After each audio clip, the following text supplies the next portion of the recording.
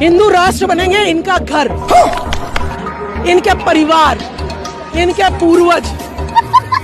वो तो मान ही रहे हैं। नहीं मानते, उनके मानने से क्या होता है? वो अगर गोबर खाएंगे तो मैं गोबर खा लूंगी क्या? तो भारत है ना, ये मूल निवासियों का है, ठीक है। जिस दिन संविधान घर घर पहुंच गया ना, जूता लड़ेगा। हिंदू राष्ट्र का उसका भूत बना के भगा देंगे यहाँ से। पहले मेरी बात, 5 काम गिनवा दो। इकोनॉमी अर्थव्यवस्था पहला, दूसरा मोबाइल फर्नोरैक्चर दूसरे नंबर पे। अबे साले, वर्ल्ड का मोबाइल फर्नोरैक्चर दूसरे नंबर भारत में हुआ है। मोबाइल फर्नोरैक्चर, फर्नोरैक्चर, दूसरा मैन्युफैक्चर। काउंटर सुन ले इसका भी। अरे सुन ले, काउंटर हाथों हाथ सुन ले, फिर भूल जाएगा तू, भूल जाएगा। बीच में ना बोल। मोबाइल मैन्युफैक्चरिंग में नहीं है, मोबाइल असेंबलिंग में है। इन लोगों को यही नहीं पता। जब खैर बच्चा नहीं पढ़ा लिखा, मैन्युफैक्चरिंग नहीं बोला जा रहा इससे। गजब बेइज्जती है। मैन्युफैक्चरिंग में नहीं है, असेंबलिंग में है। असेंबलिंग का मतलब होता है यहाँ से पार्ट मंगाए, यहाँ से पार्ट मंगाए, असेंबल करके और बेच दिया। उस चीज में आया है, मैन्युफैक्चरिंग में नहीं आया। अगला काम बता बेटा। नहीं, मैन्युफैक्चरिंग में नहीं। मैं कह रहा हूँ आप तीसरा काम जानेगा तू। आगे बता। तीसरा काम तीसरा 370 हट गया। आप गारंटी देते हैं कि सिर्फ साथ चलने से पूरा का पूरा भारत जुड़ जाएगा? क्योंकि मेरे हिसाब से भारत उसी दिन जुड़ गया था जब मोदी जी के कहने पर पूरे भारत ने एक साथ कोरोना से लड़ाई करी थी, एक साथ गर्दन हो गए थे। जुड़ जाएगा चलने से भारत? अभी मजा आएगा ना भिड़ो। बिल्कुल, देखिए कोरोना में सब साथ थे। मैं तो आज वो थाली चम्मच लाया नहीं तो बजा भी देता मैं।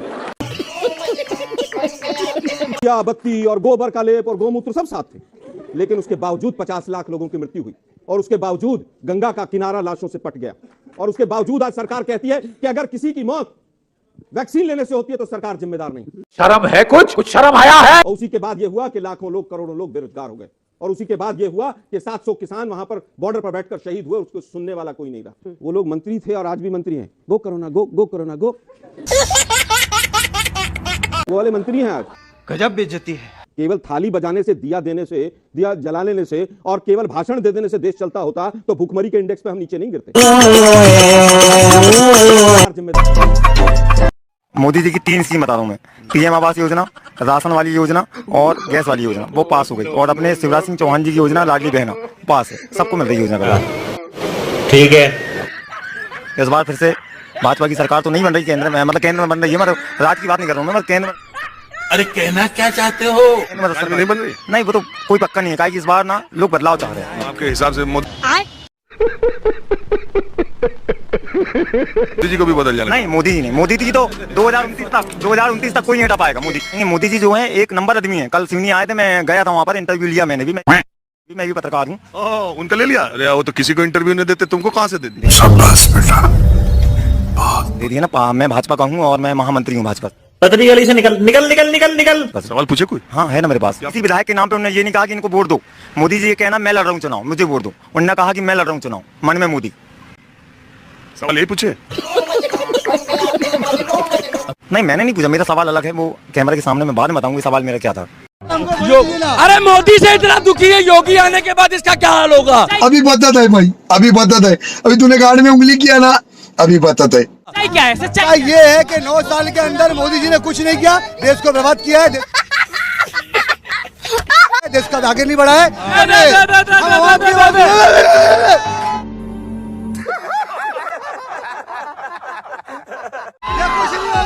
ये पता क्या करेगा? वो जनता बताएगी कौन करेगा और कौन एकता करेगा। ये देखो, गजब बेइज्जती है। सच्चाई को दबाएंगे, मैं झूठ को ऊपर लेके आएंगे। एक मिनट नहीं से है मोदी से। मोदी ने राम मंदिर बना दिया, इनकी परेशानी है। अभी बता दे भाई, अभी बता दे। बात जो है, बात विकास की करते हैं, बेरोजगारी की तो बात होती नहीं। राहुल गांधी बढ़िया आदमी है, क्योंकि राहुल गांधी जी ही तो इसलिए बढ़िया है। वो पढ़ा लिखा इसलिए बढ़िया। नरेंद्र मोदी अनपढ़ आदमी है यार। पूरे देश को जय श्री राम के नारों से नरेंद्र मोदी जला रहा है। मणिपुर जल रहा है। क्या बात है सर, क्या बात है सर, क्या बात, ये बात है। तो आप मणिपुर पे बात कर रहे हो? तेरी भी जली ना। जाएगा नहीं भाई, रुक जा। दोस्तों फिर जो मोदी ने कर दिया कोई नहीं कर पाया। ये बिल्कुल सही कह रहे हैं, जो मोदी ने कर दिया वो कोई नहीं कर पाया। मोदी ने इलेक्टोरल बोर्ड के नाम पे 20,000 करोड़ का घोटाला किया, वो कोई नहीं कर पाया। 15 लाख रुपए का जुमला मोदी ने दिया, वो कोई नहीं कर पाया। 2 करोड़ रोजगार रुपए देने का वादा किया मोदी ने, झूठा वादा, वो कोई नहीं कर पाया। देश में आज कोई भी भ्रष्टाचारी हो, अगर वो भाजपा में शामिल हो जाए तो वो ईमानदार होता है। ये काम मोदी जी ने किया, ये काम कोई नहीं कर पाया। देश में आज 70 साल में सबसे ज्यादा महंगाई, गरीबी, भुखमरी और बेरोजगारी है, वो काम केवल मोदी जी ने किया है, कोई नहीं कर पाया। तो बात सही बोल रहे हैं, जो मोदी जी ने किया वो कोई नहीं कर पाया और न कर पाएगा। मोदी जी आपको शर्म नहीं आती? मोदी जी कह रहे 70 साल में कुछ नहीं हुआ था, जो हुआ 10 साल। अगर 70 साल में देश में कुछ नहीं हुआ होता तो आज ये जो रेलवे को प्राइवेटाइजेशन कर रहे हैं, बेच रहे हैं, BSNL को जिस तरह से बेच रहे हैं, LIC को नीलाम करने में लगे हैं, जब कांग्रेस की सरकार ने बनाया नहीं होता तो आज ये लोग क्या बेचते? शर्म नहीं आती तुझे? देश में 70 साल में जिन आधारभूत संरचनाओं को कांग्रेस की सरकार ने बनाया है, वही बेचने का काम नरेंद्र मोदी आज कर रहे हैं। आपने राम जी को लाए, हम खुश है। आप कृष्णा जी को लाए, हम और भी खुश है। मगर कब आप काला धन लाएंगे? कब आप अच्छे दिन लाएंगे? कब आप 2 करोड़ नौकरी लाएंगे? हमारे ओडिया में एक बात है, गोदरा गोडरे माउंस लागिले शरीर की लाभ होइबो। कैंपेन कर रहे थे तो क्या बोले कि हम 300 यूनिट तक का बिजली फ्री देंगे। ये भी एक जुमला है। इलेक्शन खत्म हो गया, सरकार आ गया, मगर ये जुमला का जुमला रह गया। मैं जानती हूँ आपको दुख होगा, आप चिल्लाएंगे, मत चिल्ला के किसी के आवाज को आप दबा नहीं सकते। चिल्ला के किसी के आवाज का गजब बेइज्जती है। अगर हम मुस्लिम ना होते आपके हिंदुस्तान में तो बीजेपी का तो खाता ही नहीं खुलता। ये बांग्लादेश की बात बहुत करते हैं, बांग्लादेश का GDP हमसे बेहतर है, और वही नहीं, हमारे यहाँ के बच्चे 9,500 वहां पढ़ते हैं। तुम्हें शर्म है कुछ?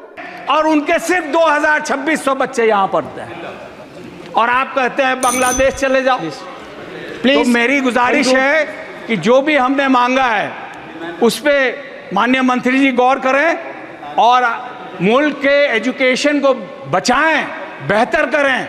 आप अरे बड़े खतरनाक लोग हैं। मुगलों को नाम हटा देने से कुछ नहीं होने वाला है। I know this government stands on discrimination, it stands of anti Muslim, anti SC, anti Dalit, anti student, anti poor sentiments जगा के ये राज कर रही है। क्या बात है सर, क्या बात है सर, क्या बात, ये बात है। सर मेरा आपसे ये सवाल है कि आप आज माफी को छोड़िए, राहुल गांधी ने माफी नहीं मांगी, आप आज बताइए महंगाई के ऊपर।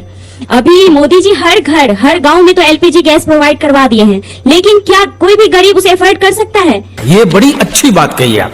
वर्ल्ड की ग्रोथ रेट है 2.9%, भारत में 6%। इस समय इस पूरे दौर में भारत सबसे बेहतर स्थिति में है महंगाई के दौर में। और इन्होंने अभी बोला था, मैं बेरोजगारी पर भी बोलता हूं, पीरियोडिक लेवल सर्वे का डाटा, मैं डाटा के साथ बोल रहा हूं, ऐसा हवा में नहीं जैसे लोग कभी कह देते हैं। उसका अभी का जो लेटेस्ट सर्वे है उसने कहा अब वो 4.1% पे आ गई है बेरोजगारी दर, जो 2018 के बाद सबसे कम है। यानी अब कोविड के दौर के बाद अब हम निकलना शुरू हो गए हैं नॉर्मल होने की स्थिति। अच्छा का मतलब यह है कि देश में 25 में से सिर्फ एक युवा बेरोजगार है। 4% का वो मतलब होता है। क्या आप सहमत है?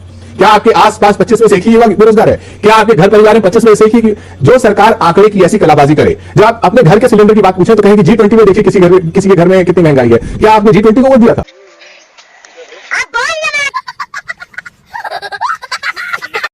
नरेंद्र मोदी जी वही व्यक्ति है जिसने शेर का मुंह खोल दिया है। ये वही व्यक्ति है, और ये थोड़े दिन और रुको, ये ऐसा काम करके जाएगा इस दुनिया में कि लोग नाम याद करेंगे। अरे तुम भूल गए हो, ये लोग साले चंद गिने चुने 2 करोड़ के बंदे अंधभक्त बताते हैं मोदी की तारीफ करने का। प्रधानमंत्री उनके पैर छू रहा है, क्यों छू रहा है वो? क्या बोला तूने? वो भी अंधभक्त है। साले चिरकुट पागल हो क्या तुम लोग हैं? तो ये राहुल गांधी की टीम का पप्पू का, इसको क्या मालूम चरण स्पर्श का मतलब क्या होता है? हमारे देश की जो संस्कृति है ना, इज्जत, तिलक, बहनों को पूजना। क्या करूं मैं इसका, क्या करूं? चलो भाई देखो अब मैं क्या करता हूँ। होइन कर लागे चौपाल या डानी के आंगना, होइन कर लागे चौपाल या डानी के आंगना, तई है चौकीदार लुटेरों के सरगना, कोई है लमरदार चोरवन के सरगना।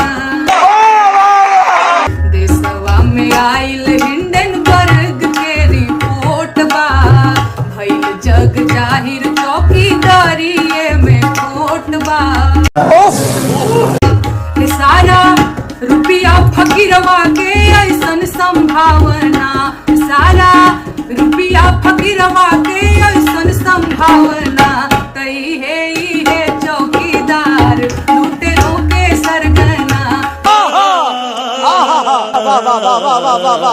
माननीय नड्डा जी, मैं बताना चाहता हूँ क्या मैं आरएसएस का एकलव्य बन गया।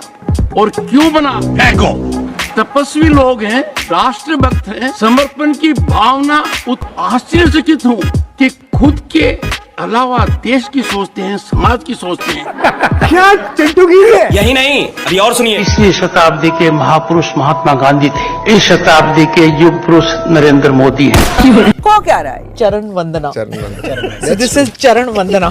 कि जो व्यक्ति इस पद पर बैठा है वो इसके लायक नहीं है। कोई शक नहीं। ये तस्वीरें दिखाकर क्या साबित करना चाहता है तू? देश का नागरिक होने के नाते बेहद शर्म और अफसोस के साथ कहना पड़ रहा है कि ये शख्स उपराष्ट्रपति है। संवैधानिक पद कुर्सी पर बैठकर भी आरएसएस के और बीजेपी के कार्यकर्ता तो छोड़िए, एक गुलाम और चापलूस भाजपाई और संघी की तरह बर्ताव करते हैं। सही पकड़े हैं। मैं मछली खाता हूँ, सुने ना, मैं निषाद हूँ, मैं मछली खाता हूँ। कल कोई मुख्यमंत्री आया कहे कि मछली हमारे फूफा है, खाना पाप है, तो मछली का तो रोजगार गया। बात तो सही है। नहीं, मछली का रोजगार नहीं जाएगा। तो कौन? अच्छा, कहाँ लिखा है कि गाय हमारी माता है? Good question. गाय मेरी माता है, मेरी हिंदू। कहाँ लिखा? आप माता है तो आप घर में रखो, हमें थोड़ी मना करो। घर में रख रहे हैं, अपने घर में। मैं सुनो, मैं गाय पालता हूँ, मैं गाय बेचूं से। हिंदू समाज। अरे हिंदू का ठेकेदार हो तुम। मजा आया। तो जहाँ जाता है, ये मैंने अभी आपको कहा ना, बहरूपिया, ये जिस प्रांत में, जिस देश में, जिस शहर में, जिस जगह जाता है वहाँ का चोला पहन लेता है। ये एक बहरूपिया, इसने क्या हुआ था मैं आपको बताऊं। कोरोना काल में किसी डॉक्टर ने कह दिया कि कोरोना जो है बहरूपिया, ये रूप बदल बदल के आ रहा। अरे हमारे देश का प्रधानमंत्री कम बहरूपिया है? लाइए ना मुझे सामने। क्यों नहीं आम पब्लिक से बात करता? क्यों नहीं मीडिया के सामने बात करता? हाँ भाई, कैसी लगी आगे स्वाद?